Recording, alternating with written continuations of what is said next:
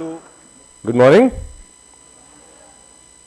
खा पी के आए हो, ब्रेकफास्ट वगैरह चाय वाय पी के आए हो तो बढ़िया, नहीं आए हो तो आपकी प्रॉब्लम है, क्यों नहीं आए। अगर खा पी के आए तो अच्छे से गुड मॉर्निंग बोलो। Good morning. बहुत बढ़िया, great. I am so delighted to see a good number of young ones है, also one who have young spirits, but I believe students are here. APS के स्टूडेंट्स हमारे बीच मौजूद हैं, right, कल भी मौजूद थे। और when I was at school तब मुझे ऐसे मौके चाहिए रहते थे ताकि क्लास अटेंड ना करनी पड़े। So I'm sure you guys are very happy to be here, right? Okay, great. So an auspicious welcome to the day 2 of Bhopal Literature and Art Festival 2023. जोरदार तालियां प्लीज। जो पहला सेशन है वो बहुत ही इंटरेस्टिंग सेशन होने वाला है, एंड स्पेशली द वंस जिन्हें कॉर्पोरेट वर्ल्ड में काफ़ी इंटरेस्ट है, मैनेजमेंट वर्ल्ड में इंटरेस्ट है, उनके लिए ये खास सेशन रहेगा। एक बहुत ही खास ऑथर और ख़ास डिस्कशन हमारे साथ जुड़ेंगे। पर उसके पहले जैसे कल हमारे डायरेक्टर साहब ने कुछ पंक्तियों से शुरुआत करी थी, तो मैं सोच रहा हूँ क्यों ना आज की सुहानी सुबह की शुरुआत भी कुछ पंक्तियों से करें। एक मशहूर गज़ल लेखक हैं हस्ते माँ हस्ती जी, उन्होंने लिखा था और मैं चाहूँगा कि आप सब ध्यान दें। कुछ और सबक हमको ज़माने ने सिखाए। वाह वाह कौन करेगा। कुछ और सबक हमको ज़माने ने सिखाए, कुछ और सबक हमने किताबों में पढ़े थे। ऐसी किताबों को पढ़ने के लिए और जिन लोगों ने वो किताबें लिखी हैं उनसे सबक सीखने के लिए, उनसे सीख लेने के लिए हम सब यहाँ मौजूद हैं। And the very first session of the day 2 is titled as Crash and 6 Lenses for Best Corporate Management. And we are extremely elated to have with us Shri R. Gopalakrishnan जी। जोरदार तालियों से मैं उनका इस मंच पे स्वागत करना चाहूंगा। R. Gopalakrishnan ji is the author. He studied physics at Kolkata University, engineering at IIT Kharagpur, and attended the advanced management program at Harvard Business School.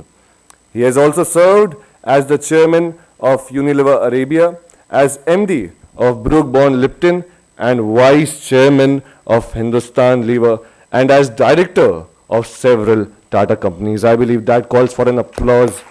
A humongous corporate experience right there.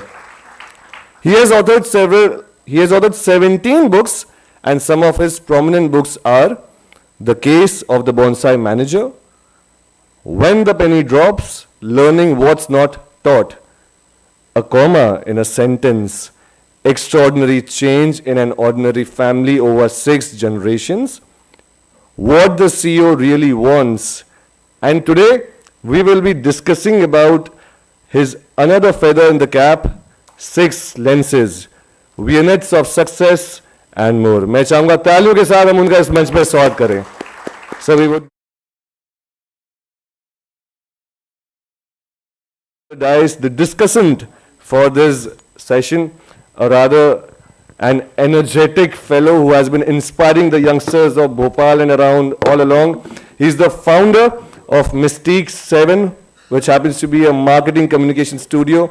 He is an IIM Ahmedabad alumnus, a marketing advertising guru, a motivational speaker, soft skills trainer, a poet, a writer, and a talk show host. And he holds a valuable experience of 30 plus years as a marketing and advertising professional with top-notch national and international brands. I'm talking about the one and only Mr. Rajiv Mishra. जोरदार तालियों से उनका इस मंच पे स्वागत किया जाए प्लीज। एक बार फिर से टाइटल दोहराना चाहूंगा। The title of the session is crash and 6 lenses for best corporate management. Shri R. Gopalakrishnan ji in conversation with Shri Rajiv Mishra ji. I would request the gentleman to please ignite this wonderful discussion, और मुझे उम्मीद है हम सब बड़ी ही बारीकी से इनको सुनेंगे मैं चाहूँगा एक और बार तालियां होनी चाहिए. Okay, Siddharth, thank you so much for such a lamba chauda introduction. Thank you so much. But as I said in the beginning to all of you, I love you all for being here this morning. पता है life में ऐसे moments आते हैं जब आप सोचते हो कि आपने कुछ अच्छे काम किए होंगे कि हिंदुस्तानी गुरु शिष्य परंपरा में शिष्य और गुरु ऐसे बैठे हुए हैं. You know, this is my privilege, this is my honor to be next to somebody who I have looked upon in life. ये कोइंसिडेंस है कि हम दोनों एक्स टाटा एम्प्लॉइज हैं. ये कोइंसिडेंस है कि सर का जो एक्सपीरियंस मार्केटिंग में है वो मेरे काम आया. तो आज हम बहुत सारी बातें करेंगे सर के एक्सपीरियंस से. और सर हम हिंदी इंग्लिश दोनों में बात कर सकते हैं, right? I'll reply in Tamil also. तो प्लीज जिसको तमिल नहीं आती हो वो आज सीख लेना. हाँ, तो सर का एक बहुत अमेजिंग पहलू है कि अगर जिंदगी में विट और है ना एक बैकहैंडेड वन लाइनर सीखने हो ना तो वो सर का बहुत अमेजिंग, हाँ उसमें भी काफी टैलेंटेड है सर. तो आज की पूरी कॉन्वर्सेशन हम वैसे ही रखेंगे और मैं सर के ऊपर छोड़ता हूं. सर जैसे कॉन्वर्सेशन करना चाहें करेंगे. आप आखिर में सवाल जरूर पूछना क्योंकि आज जो आप सवाल पूछोगे वो आपके जरूर काम आने वाले हैं, ये मैं आपको अश्योर कर देता हूं. So please ask questions. Okay, डरना मत. हम दोनों डरने की चीज नहीं है. ऑलराइट? और कोई अपने टीचर्स वगैरह के साथ आए तो वो भी डरने की चीज नहीं है, राइट? तो सर वहां से शुरू करते हैं. जब आप कहते हो ना कि वो बिजनेस इज अबाउट आर्ट, आप एक चीज बताते हो, तो let's hear about that. First of all, is this clear? Can you hear me? First of all, thank you very much to you, Rajiv, and to BLF कि आपने मुझे यहाँ पे बुलाया है, निमंत्रण दिया है. लेकिन मैं इस बात की बहुत खुशी हूँ, मेरे बाल पक गए हैं और जहाँ भी मैं जाता हूँ पके हुए बाल मुझे नज़र आते हैं. ये मेरे ख्याल से पहली बार है कि साहब काले बाल हमको नज़र आते हैं. एंड जो मेरे पास मैसेज है, I am more intending it for young people than for old people. So I'm very happy कि on a Saturday morning there are so many young people here. My Hindi is not so good, but it's good enough. And I think I'll probably switch between English and Hindi except when my Hindi is not up to the mark. You asked Rajiv the question कि fine arts और business enterprise में क्या connection है, क्या ताल्लुक है. Actually, I stumbled upon this and feel that business and enterprise is also an art form. I've even written a book on that subject. And I want to tell you why I think it's an art form. By art form, I include painting, music, dance, sports I include as an art form, tennis, cricket. And I refer to business and enterprise. Most people don't think so, by the way. Sure. Most people think कि business and enterprise में पैसे कमाने वाले हैं, गद्दी पे बैठ के खूब पैसे कमाते हैं और कानून तोड़ते हैं. This is the general impression of business and enterprise. I would like to place before this young audience कि आप दूसरे नज़र से देखो तो ये arts है. क्यों? Arts people are very fond of saying that they are creative. जो सामने नहीं है सही, you can't see it. They create something out of it, a painting or a music. Enterprise is also like that. There was no steel plant, somebody dreamt of it. There was no Indian Institute of Science, somebody dreamt of it. And there are many, many such examples. So the first common factor between art and business enterprise is creativity. The second one, which I'll draw your attention to, is every time you do the same thing, you get a new experience. I have talked to musicians. Sure. They say, इस रंगमंच पे जो आनंद आया वो उस रंगमंच पे नहीं आया. Hello? Is it better? Am I holding it close enough? Okay. So माहौल के ऊपर वो basis है. So the same century written by Virat Kohli, the next match he may hit a century again, but his experience is very different. So that's the second thing about enterprise. I worked in Tata, I worked in Hindustan Lever, I worked in many other companies, and each experience is different. And the last point that I would make is it's very demanding in terms of discipline and practice. अब music के हिसाब वो रियाज बोलेंगे, रोज सुबह को 4 बजे उठ के रियाज करेंगे. If you don't do riyaz, you are not going to become any musician of value. And so it is with cricket. You'll spend 8 hours a day practicing your footwork, your ground strokes, etc. So for these 3 reasons, I believe, but the most important reason, it is not a science. आप लोगों में से कई लोग MBA करने की आपकी इच्छा होगी. वो MBA कॉलेज में बोलते हैं it's a science. That I have a different point of view. Because in a science you do the same thing again and again, you'll get the same result.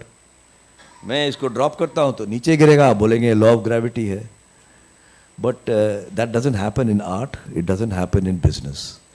So I strongly comment, आपने पूछा तो मैं अपने उम्र के हिसाब से इनको थोड़ा एडवाइस भी देता हूँ कि आप बिजनेस और एंटरप्राइज में करियर सोचिए और ये सोचिए कि एक आर्ट फॉर्म है एंड इसमें सक्सेसफुल होने के लिए कई लेसन्स आप आर्ट से ले सकते हैं, साइंस से भी ले सकते हैं, लेकिन आर्ट से ज़्यादा.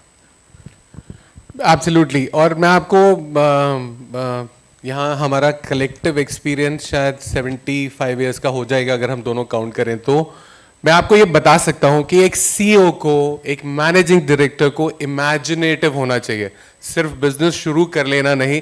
एक प्रोडक्ट सर्विस जब डिसाइड की तो सर ने जैसे कहा you have to be artistic about it. So imagination वहाँ भी बहुत ज़रूरी है. किसी भी बिजनेस को बनाने के लिए, आप लोग इंजीनियरिंग कर रहे हो आज, आप लोग MBA करोगे कल, आप शायद साइंस स्ट्रीम, स्कूल के बच्चे अलग अलग सब्जेक्ट्स पढ़ रहे हैं. इमेजिनेशन हर जगह ज़रूरी है. और मुझे बहुत खुशी है कि India is now getting into giving importance to imagination. तो आप लोगों के लिए बहुत अच्छा समय है. और ये इस तरह के सेशंस जो होते रहते हैं वो आपको सिखाने के लिए हैं कि इमेजिनेशन कहीं भी हो आप, बहुत ज़रूरी है. सिर्फ डिज़ाइन में नहीं, हर जगह इमेजिनेशन ज़रूरी है.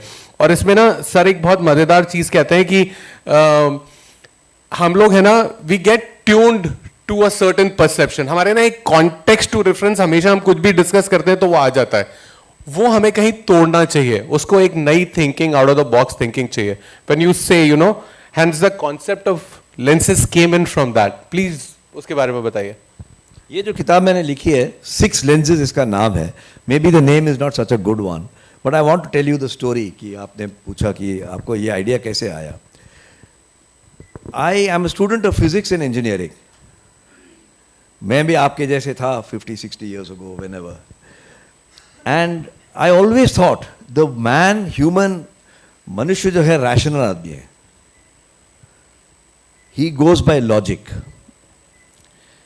आजकल भी आप सोचते होंगे कि हम लोग बड़े लॉजिकल हैं, बट इतने टाइप ऑफ लॉजिक हैं दुनिया में कि सब तो लॉजिकल नहीं हो सकते. अब देखिए, 2 जन एक ही चीज को देखते हैं. हम कहते हैं कि ये बॉटल का कैप ब्लू है, राजीव जी कहते हैं ये लाल है. हो सकता है ना, one of us could be colour blind.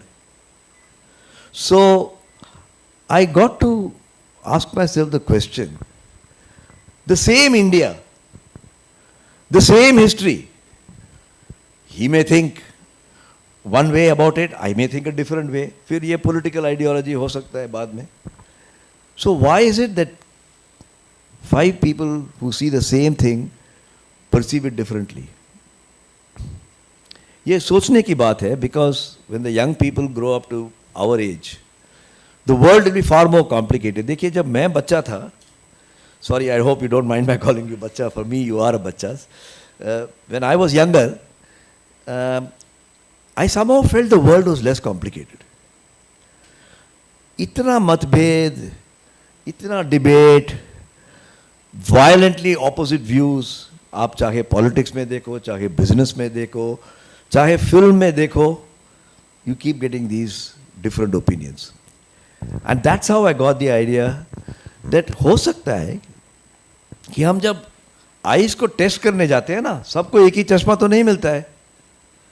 वो एक यंत्र बिठाता है आपके नोज पे, and he keeps turning lenses, and आपका जो नंबर निकल आता है मेरे से डिफरेंट है. So why does he do that? Because he and I can then see this object equally clearly. यही उसका मकसद है ना. सो आई सेड, हो सकता है कि हम लोग दुनिया को भी अपने अपने लेंस से देखते हैं. कोई हो सकता है कि इसको थोड़ा घुमा के हमारी जो ओपिनियंस हैं थोड़े कुछ at least we can understand. I may not agree with the other person but at least I can understand.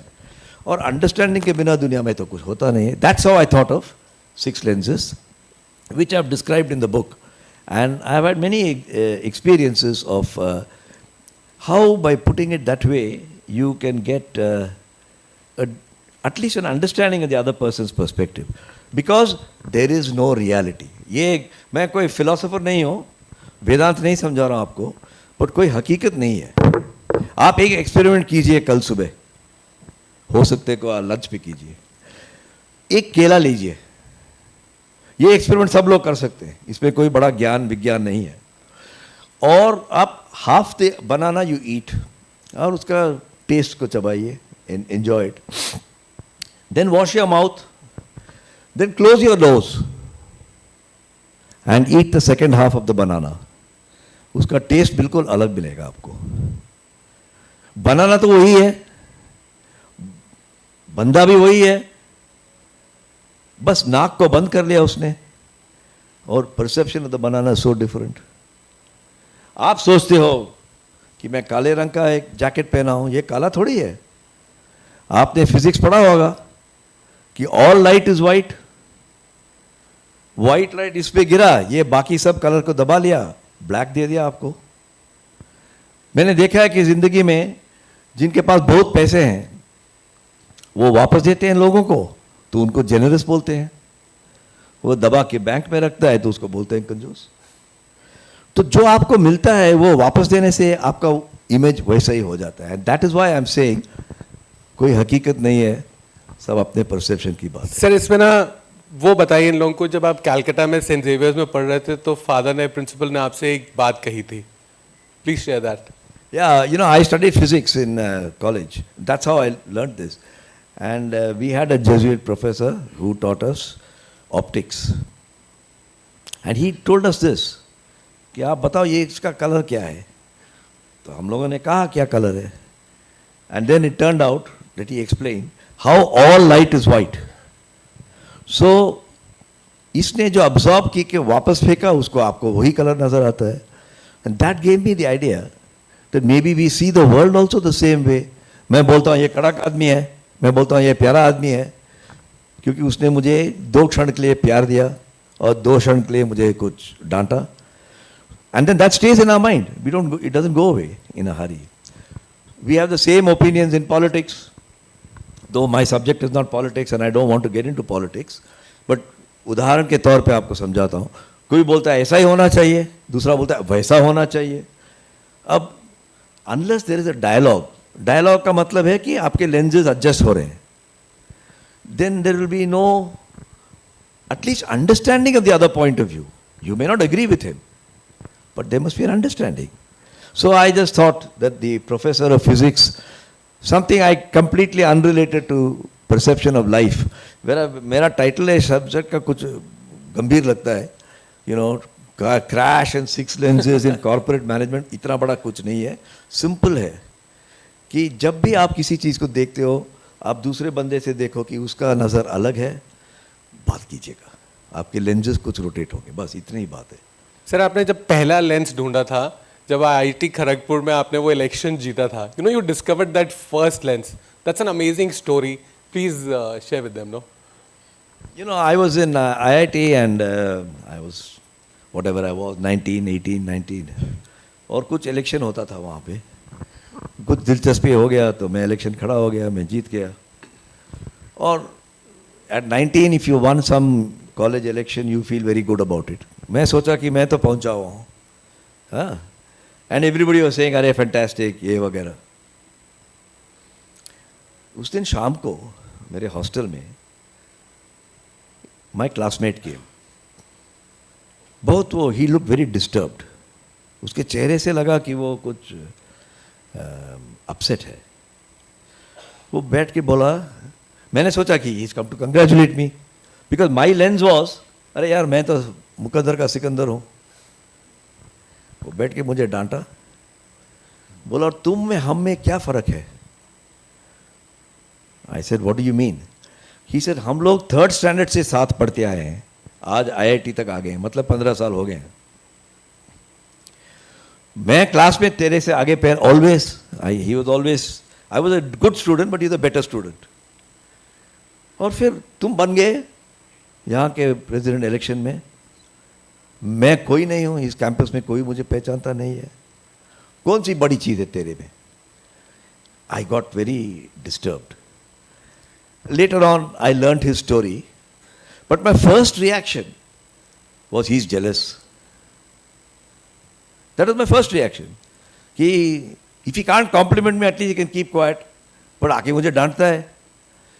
फिर उसने बताया मुझे कि उसके घर में कोई डिस्टर्बेंस थी, his father was a drunkard, घर में कोई, he had various other problems. और फिर मैंने अपने lenses, उस टाइम मुझे लेंस का चर्चा नहीं था, मैंने सोचा कि हो सकता है कि उसके पॉइंट ऑफ व्यू में आई एम एन अपस्टार्ट। देखिए, Rajiv and I start a business about the same time, हम उसी कॉलेज के हैं। 15 साल के बाद he is counted with Adani and Ambani and I am not counted. तो हो सकता है कि मैं सोचूं कि इसने कुछ गड़बड़ किया है, ये किया है। So people come to these conclusions and that's one early lesson I got कि whenever you see something different, welcome it. And see, इसको सोचने का कोई अलग तरीका, दूसरा तरीका है क्या? But most of us, what we do, हमारे मत के लोगों के साथ मिल जाते हैं, एक कंपनी बना लेते हैं, एक पॉलिटिकल पार्टी बना लेते हैं, हाउसिंग सोसाइटी में एक ग्रुप बना देते हैं, कॉलेज में एक ड्रामा वाला ग्रुप हो जाता है, एक डिबेट वाला ग्रुप हो जाता है, अंग्रेजी वाले का ग्रुप है, हिंदी वालों का ग्रुप है। We are very deficient and this is therefore a lesson of life and not about business and corporate management. मैं आपसे विनीत करूँगा कि आप लोग when you think and you grow up, welcome diversity. Where boys tend to say ये औरत कहाँ से आ गई है, औरत भी they may think the same way, I don't know, but women are definitely at a disadvantage because of various historical reasons. You have to break that. That is the point. तो पता है, मैं ये जो किताब है ना मेरे हाथ में, 6 लेंसेज, ये बाहर स्टोर पे अवेलेबल है, आपको बाद में भी मिल जाएगी, आप पूरी पढ़ सकते हो। इस किताब के जो 6 लेंसेज हैं वो भी मैं आपको बता सकता हूँ, अभी बता देता हूँ, पहले ही, इससे पहले कि हम आगे जाएं। 6 लेंसेज हैं: पर्पस, ऑथेंटिसिटी, करेज, ट्रस्ट, विश्वास, लक, किस्मत, सक्सेस एंड फुलफिलमेंट। ये 6 लेंसेज हैं। और वो जैसे सर ने बताया ना कि जब अपन चश्मा बनवाने जाते हैं तो वो हटा हटा के चेक करता है एग्जैक्ट नंबर क्या है, पास का, दूर का, सब चेक करता है। ये वो लेंसेज हैं जो परसेप्शन से हम देखते हैं। मैं इनसे ज़्यादा सर से इंसिस्ट ये कर रहा हूँ कि वो कहानियाँ सुनाएं जिन्होंने इनको इंस्पायर किया, और जो जब मैंने पढ़ी तो मुझे इंस्पायर किया, और मुझे लगा शायद जब मैं 19 साल का होता या 20 साल का होता और मुझे किसी ने ये बताया होता तो शायद मेरे दिमाग की एक खिड़की खुली होती कुछ नया सोचने के लिए। और आज हम दोनों यही एफर्ट कर रहे हैं कि आपके दिमाग की एक खिड़की वो खोलें कि यार एक दूसरी पॉसिबिलिटी भी है। जैसे सर सोचो, 15 साल का बचपन का दोस्त 3rd स्टैंडर्ड से IIT तक आना कितनी बड़ी बात है ना लाइफ में। हाँ, IIT खड़गपुर में साथ में है, और सिर्फ एक इलेक्शन, वो भी सर जिमखाना का था, राइट? एक जिमखाना का इलेक्शन सर के जीतने से उसको कितना अपसेट हो गया वो कि उसके अंदर भरे हुए इमोशंस बाहर आ गए। कितने अंदर दबे होंगे ना इतने सालों से। कभी वो देखता होगा कि सर की पर्सनालिटी, वो तो एकेडमिकली ब्रिलियंट था। तो ये आपको आज सजेस्ट किया जा रहा है कि स्टीरियोटाइप नहीं बनना है, एक खिड़की खुली रखनी है कि यार एक 3rd पॉसिबिलिटी भी हो सकती है। सोचो, जब दोस्तों के बीच हो सकती है तो कैसे हो सकता है। तो हम 3rd जो कहते हैं कि 3rd पार्टी पे तो हम वैसे ही स्टीरियोटाइप हो जाते हैं कि नहीं ये तो ऐसे ही होगा, बेसिकली। एक है ना, मतलब मैं तो सर की कहानियों से बहुत इंस्पायर्ड हूँ। सर की एक और बहुत अमेजिंग कहानी है। जब सर IIT खड़गपुर से पास होकर निकले तो उस जमाने में इन्होंने कंप्यूटर में इंजीनियरिंग किया था। और कंप्यूटर में इंजीनियरिंग करना, sir which year was this? 67 में सर ने किया। उस जमाने में कंप्यूटर का C भी इंडिया में इतनी अवेयरनेस नहीं थी। And he was god. उस जमाने में कंप्यूटर करना मतलब भगवान के बराबर, like I mean doing that sign. और फिर सर की जिंदगी में एक टर्न आया विद सर वुड शेयर। इतनी कोई बड़ी चीज़ नहीं है, but in a light hearted way मैं कंप्यूटर में शामिल हो गया. तो my grandmother, like all our grandmothers, was very curious. So she asked me in Tamil कि what is this job you have got. I tried to explain to her, but even today it's difficult, but at that time it was really impossible. So I told her in Tamil, I said, I work in an air-conditioned room, जहाँ पे ये यंत्र तंत्र हैं, refrigerator जैसे हैं, and उस पर बटन बटन दबाता हूँ, बिजली आती है और हम कागज़ निकाल के डेटा प्रोसेस करते हैं. She said, I have understood. You're in an air-conditioned room. I said, yes. She said, I'm very proud of you. I said, भाई एयर कंडीशनर से प्राइड हो गया. I said, क्यों? She said, देखो तुम्हारे company में चेयरमैन भी पंखे के नीचे बैठता है. उन दिनों में ना लंबे लंबे पंखे थे, पंखे के नीचे बैठता है. तुम एसी रूम में हो ना, अब तुम्हारी शादी की तैयारियां करेंगे, कोई लड़की ढूंढ लेंगे तो एसी में काम करने वाला दामाद लोगों को पसंद आएगा. So it's a very light hearted and frivolous way of explaining what computers were in those days. And in my final interview, we had an Englishman who was on the interview board. Pencil चबाने की आदत थी उसकी. Something I don't approve of, but I said, sharpener तो दिया है, क्यों pencil चबाते हो? But anyway, he used to do that. At some stage, he said, will you be a good marketing person? I said, hey, I studied physics, I studied engineering. Marketing करने के लिए, साबुन डालडा बेचने के लिए? No sir, I don't want to do marketing. He said, don't do marketing, you do computers, but here's the pencil, and he gave me, अपने मुंह से निकाल के चबा के दे दिया, ये पेंसिल मुझे बेचो. No, nobody had ever told me to sell him a pencil. और मेरे दिमाग में ऐसा था कि मेरे करियर में कहीं सेल्समैन नहीं बनूंगा, कुछ भी बन सकता हूँ, सेल्समैन नहीं बनूंगा. अच्छा मैं सर इंटरप्ट करूँ. अच्छा आपको पता है मार्केटिंग आज भी ऐसा समझा जाता है कि सेल्स है. So marketing is a much bigger, sales is the function of marketing. तो मार्केटिंग को आज भी कहते हैं तथा सेल्स ही समझते हैं कि सेल्स में ही जाना है. So anyway I made some attempt कि ये बहुत अच्छा पेंसिल है, इसमें जो वुड अच्छा है, ये लेड लॉन्ग लास्टिंग है वगैरह वगैरह. You know, I think you will make a good marketer, but you join computers now. At any time in your career if you feel you would like a change, drop in to my office. हमने कहा चलो यार open ticket है, रख लेंगे. और मैंने I did my computer work, लेकिन कंप्यूटर के आने में बहुत समय लगता था. 1967 to 1971, 72 मैंने IBM 360, ICL 1901A, IBM 1401, IBM 1620 सबके सीखे, फोर्ट्रैन, कोबॉल, मशीन लैंग्वेज. लेकिन इसका कोई nobody was interested in computers. मैंने कहा मैं ऐसे बुढ़ा हो जाऊंगा. You know, when you are 21, 22, you think 30 is Buddha. When you're 30, you think 40 is Buddha. So you tend to jump to these conclusions. I then dropped into his room and I said, मुझे change चाहिए. That's I switched to marketing and sales, and then I went on in my career. Sir जब आप दोबारा गए थे पूछे तो आपका बॉस बदल गया था. हाँ, उसने कहा कि why did you change your mind? Because खाते में थे कि this boy refused to join marketing. And I told him, as an engineer and a student of physics, I thought this whole world revolves around engineering and physics. Yantra, tantra, vigyan. But actually, after my training, I find that it works on people's emotion and relationships. दुनिया रिश्ते से चलता है, physics से नहीं चलता है. Physics is a help, but रिश्ते से चलता है. And now I can tell you, after so many years of service, and anybody who's my experience like me will tell you, चाहे आप फौज में हो, चाहे आप मार्केटिंग में हो, कंपनी में हो, सरकार में हो, पॉलिटिक्स में हो, रिश्ते से जो काम होता है वो विज्ञान से नहीं होता है. विज्ञान से काम होता है, वो अलग काम है, लेकिन रिश्ता बनाना बहुत इम्पोर्टेंट है. मैं उदाहरण के तौर पे एक कहना चाहता हूँ कि देखिए अभी हमारे जनरल साहब यहाँ बैठे हैं, आपको नेक्स्ट सेशन यूक्रेन के बारे में ये बताएंगे, लेकिन वही चीज़ है, यूक्रेन रशिया का बाजू में, उसकी जो ज्योग्राफी है सबको मैप देख के पता लगता है. अब जिस दृष्टिकोण से रशिया देख रहा है उसके लेंसेज बिल्कुल अलग हैं अमेरिका के लेंसेज से. और हमारे प्रधानमंत्री जिस लेंस से देख रहे हैं वो तीसरे लेंस से देख रहे हैं। हो सकता है कि 10 आदमी और से बात करो और 10 लेंस निकल आएंगे। एक सोचता है मैं तो 30-40 साल से तुम लोगों को कह रहा हूं कि don't keep coming closer and closer to my country, मुझे सिक्योरिटी थ्रेट लगता है। रशिया बोलता है, वो बोलता है कोई थ्रेट तो नहीं हुआ तुम्हारा सिक्योरिटी का, ये आज़ाद रहना चाहते हैं। अब ये भी कहता है आज़ाद है, वो भी कहता है आज़ाद है। जैसे हम लोग कहते हैं ना, we are free speech now, कोई बोलता है आजकल फ्री स्पीच नहीं है। Same India, same people, two opposite opinions.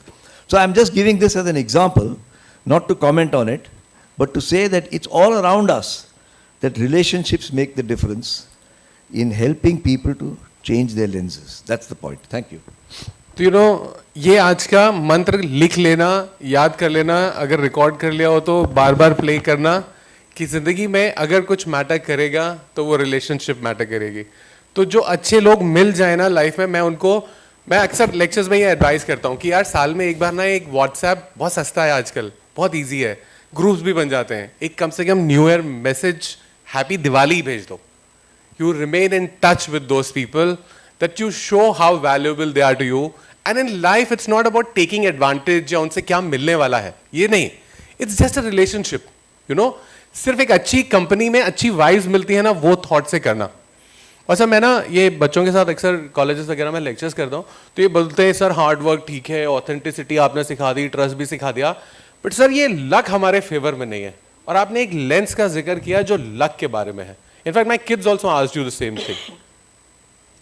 देखिए, luck is a very interesting word. What do you say for luck? किस्मत in Hindi. It's a very interesting word. एक उस लफ्ज को लेके ना different people have different opinions.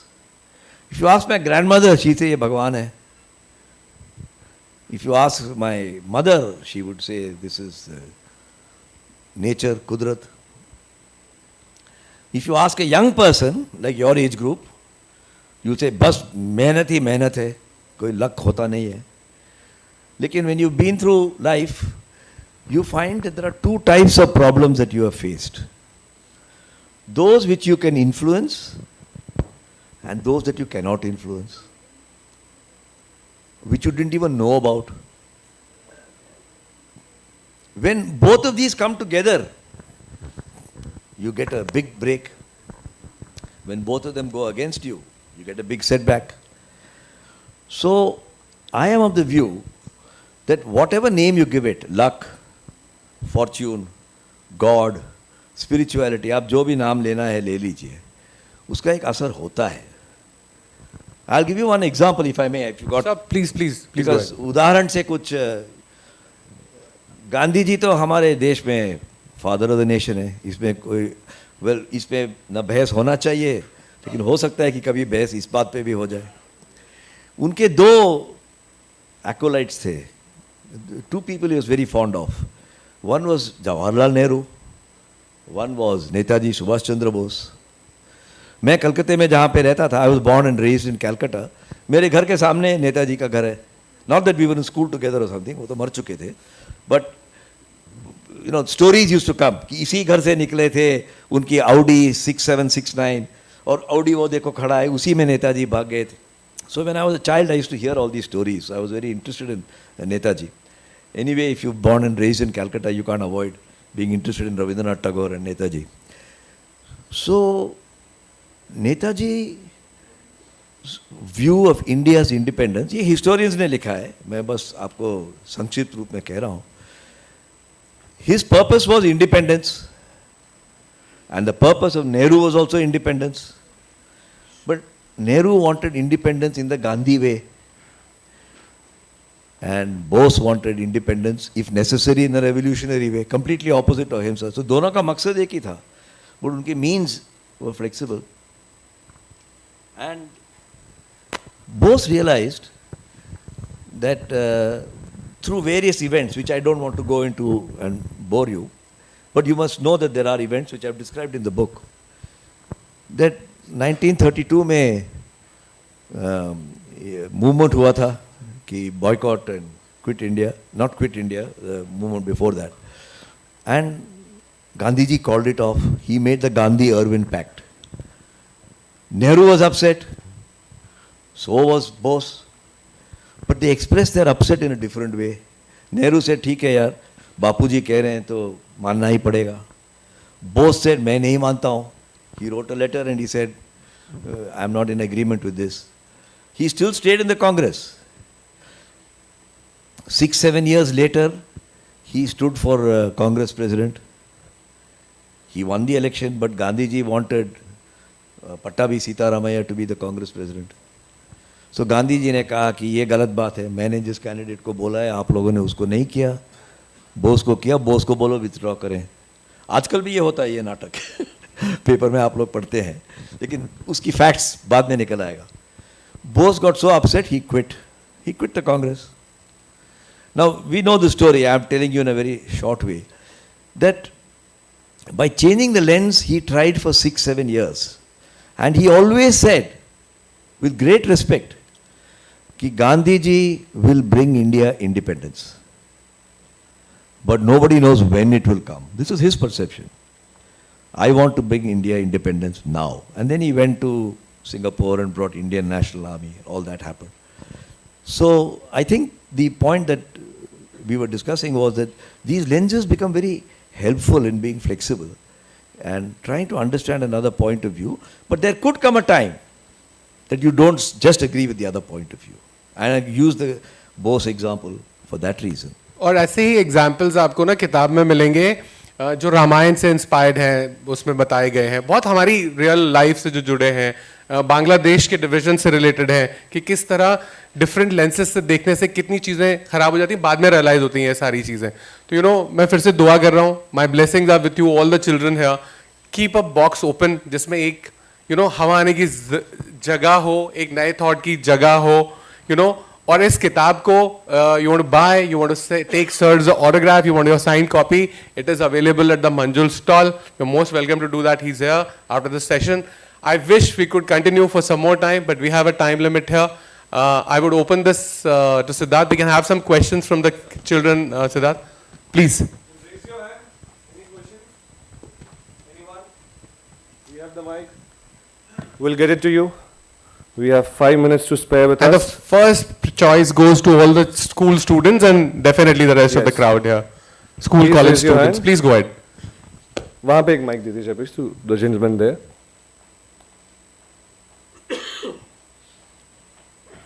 यार देखो सिलेबस में नहीं है, सिलेबस से बाहर है, गेस्ट फैकल्टी आए हुए हैं, पूछ लो. Please turn on the mic.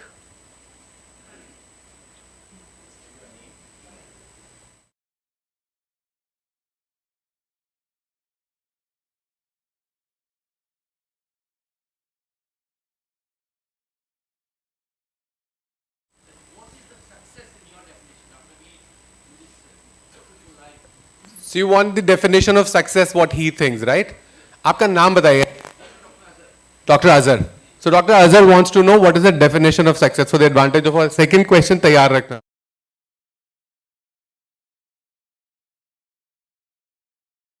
But आपने मुझे जिक्र किया इसलिए I'll give my answer. For me, success is trying to leave the world slightly better than when you came in.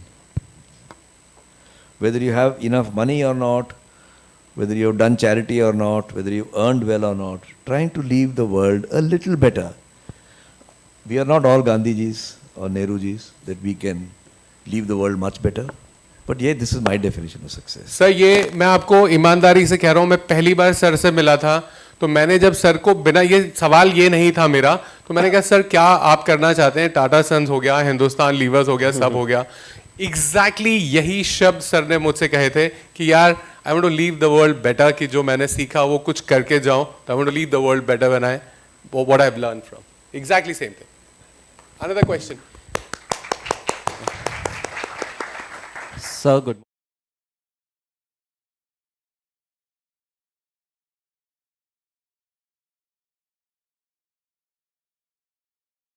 हमारी आइडेंटिटी के साथ बहुत क्लोजली इंटीग्रेट हो जाता है.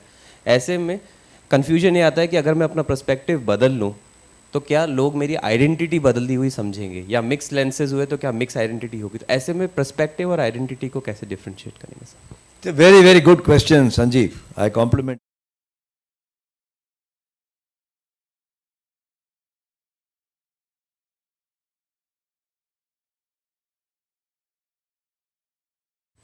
जब मेरी पैदाइश हुई थी कलकत्ते में, I grew up there, I had to learn Tamil at home, Bengali outside, English in the school, Hindi national language. My mother wanted me to learn Sanskrit, so I was quite overloaded. And when the time I was born, Hindi was going to be the national language. My parents said कि भाई कभी तो हिंदी सीखना ही है. But the South was burning. And I have an identity as a Tamil. I also have an identity as an Indian. And they got into conflict when one MP from Uttar Pradesh said जिनको हिंदी नहीं आता है, जिनको नहीं सीखना है, वो भारत को छोड़ दें. That hurt my identity. My Hindi is better than my Tamil, by the way, but that's a separate matter. It hurt my identity. And I recognize, therefore, that hurting people's identity is completely the wrong way to bring across a point of view. And Pandit Nehru and whoever his advisors were very wise in saying, ठीक है यार, 15 साल के लिए Hindi will सब concurrent रहेंगे. अब 15 साल के 50-55 साल हो गए, 70 साल हो गए. But Hindi has become de facto, not de jure, a national language. It doesn't hurt anybody's identity. Why? Because of characters like called Devanand, Dilip Kumar, Ashok Kumar. इन्होंने हिंदी म्यूजिक गाया. Beautiful women whom they danced around the tree, कोई गाना गाते थे. And that has infiltrated everywhere. Today Telugu films are winning, as all of you know. So sometimes you have to follow what I call the principle of obliquity.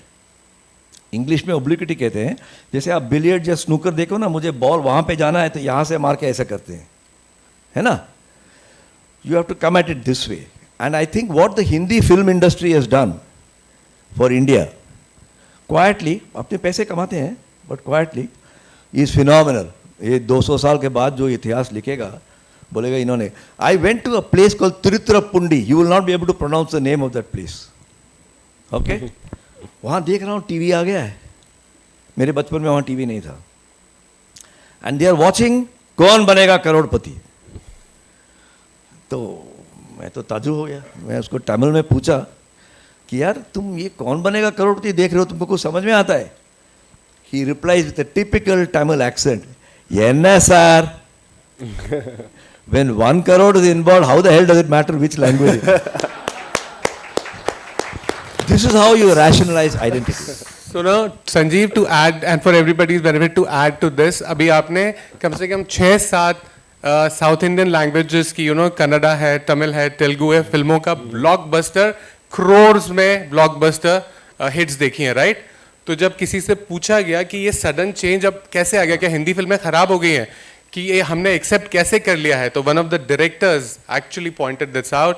Since last 3 years, Soni television खासकर और जी, dubbed south movies channels पे दिखा रहे हैं, और जो hinterland है हमारा, उन तक ये हमारा एक आइडियोलॉजी, जो हमारी जो एक प्रेजेंटेशन है, वो पहुंचा रहे हैं. So it has not happened overnight. It has happened over a period of time that they have worked and build on the perception of people that this is what I mean. I have people in my family who watch these dubbed movies, and now they go to theaters to watch these movies. So it is done over a period of time. And to add to a little bit to what sir said, the day you decide to change your personality, your lenses, be confident about it. It'll take time. People will accept your new identity over a period of time. हम marketing में कहते हैं, जब हम brand refresh करते हैं ना, तो थोड़ा टाइम लगता है लोगों को सेटल होने में. मार्केटिंग भी परसेप्शन का गेम है, रियलिटी नहीं है उसमें. It's all about perception. तो जब हम वो चेंज करते हैं, तो it takes a little time for the brand to settle down and build its new identity. Indeed. वो Thank you so much. 1 crore से याद आया, किसी ने सही कहा है कि पैसा बोलता है. We'll just move on to our last question. Please keep it short and precise. We're running out of time.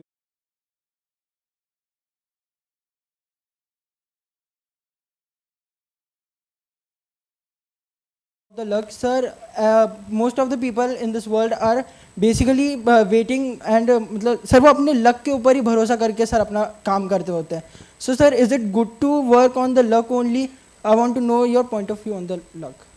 Ram भरोसे हिंदू होटल नहीं है यार.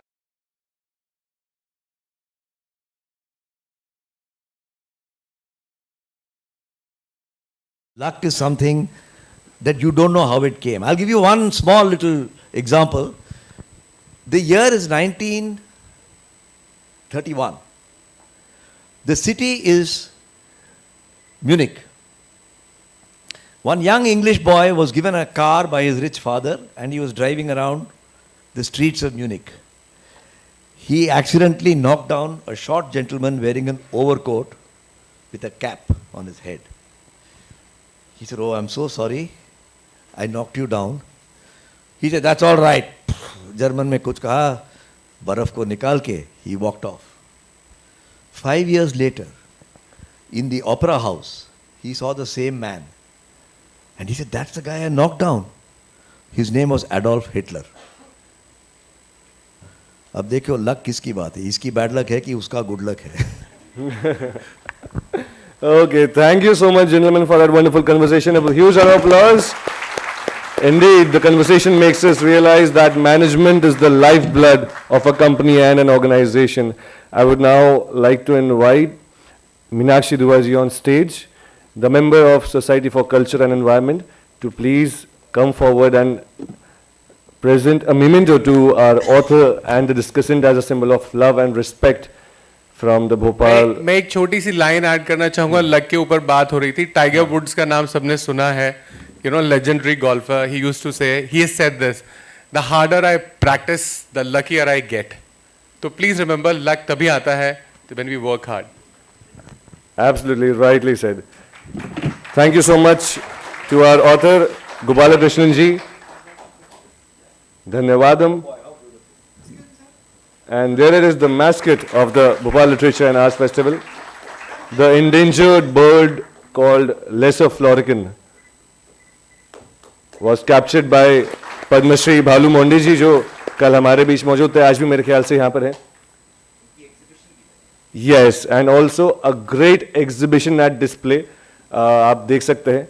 Please make sure, देख सकते हैं नहीं, देखिएगा ज़रूर से. बहुत ही बेहतरीन एक्सपीरियंस रहेगा. And of course, a big thank you to Rajiv Mishra ji for being a wonderful moderator. So both the gentlemen kept the discussion alive, and I'm so glad to see even the audience participating in an engaging way. Thank you so much, dear gentlemen, and thank you so much to Meenakshi Duaji.